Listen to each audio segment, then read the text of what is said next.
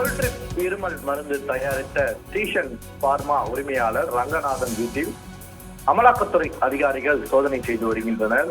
கிட்டத்தட்ட காலையிலிருந்து டிநகர், ஸ்ரீபெரும்புத்தூர் உள்ளிட்ட 7 இடங்களில் அமலாக்கத்துறை அதிகாரிகள் சோதனையானது அதிரடியாக நடைபெற்று வருகிறது. மத்திய பிரதேசம், ராஜஸ்தான் மாநிலங்களில் கோல்ட்ரிப் இருமல் மருந்தை உட்கொண்ட 24 பச்சிளம் குழந்தைகள் அடுத்தடுத்து உயிரிழந்த சம்பவம் நாடு முழுவதும் பெரும் அதிர்ச்சியை ஏற்படுத்தி இருந்தது.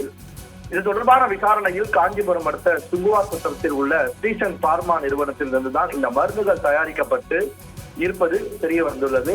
கோல்ட்ரிப் இருமல் மருந்தில் தடை செய்யப்பட்ட ரசாயனம் கலந்திருப்பதும் கண்டுபிடிக்கப்பட்டுள்ளது.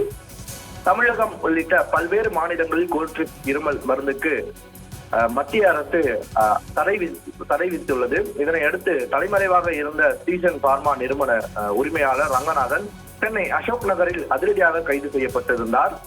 சைதாப்பேட்டை நீதிமன்றத்தில் ஆஜர்படுத்தப்பட்ட ரங்கநாதனுக்கு டிரான்சிட் வாரண்ட் வழங்கப்பட்டதை அடுத்து மத்திய பிரதேசம் போலீசார் அவரை அம்மாநிலத்திற்கு விசாரணைக்காக அழைத்து சென்றிருக்கின்றனர்.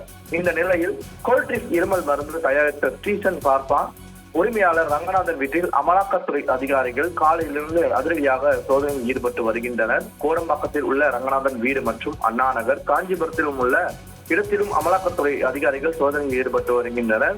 சென்னை அண்ணா நகரில் உள்ள மருந்து நிர்வாகத்துறை இணை இயக்குனர் கார்த்திகேயன் வீடு மற்றும் தமிழக மருந்து தரக்கட்டுப்பாடு நிர்வாக இயக்குனர் தீபா ஆகியோரின் வீடுகளும் சோதனையானது நடைபெற்று வருகிறது. சோதனை முடிவுக்கு பின்னரே என்னென்ன டாக்குமெண்ட்ஸ் எல்லாம் சிக்கி இருக்கிறது, அடுத்த கட்ட நகர்வு என்ன என்பது தெரிய வரும்.